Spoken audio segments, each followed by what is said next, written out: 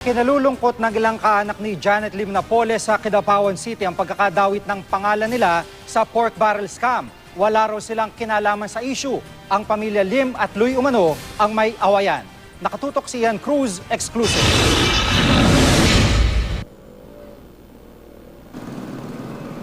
Sa Kidapawan City, North Cotabato galing ang angkan ng Napoles. Dito ipinanganak ang mister ni Janet na si retired Marine Major Jaime Napoles. Dito rin namin nakilala ang kuya ni Major Jaime na si Alfonso o Ponsing, isang retiradong inhenyero sa DPWH.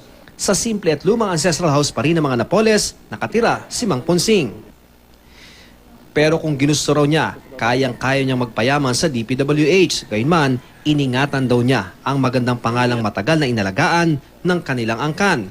Kaya may sama ng loob si Mang Ponsing sa pagkadawit ng hipag na si Janet sa pork barrel scam. Hihilingin namin sa inyo na pag ilalabas sa media, huwag na lang yung Napoles. Kung pwede, Lim na lang. Or Loy. Kasi away kasi yan ng magpinsan eh.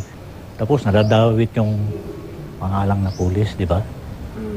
Matagal yung iningatan. So unfair naman niya sa mga Napoles, mga kamag-anak namin. Hindi rin daw sila kasama sa kayamanang tinatamasa ng hipag na si Janet.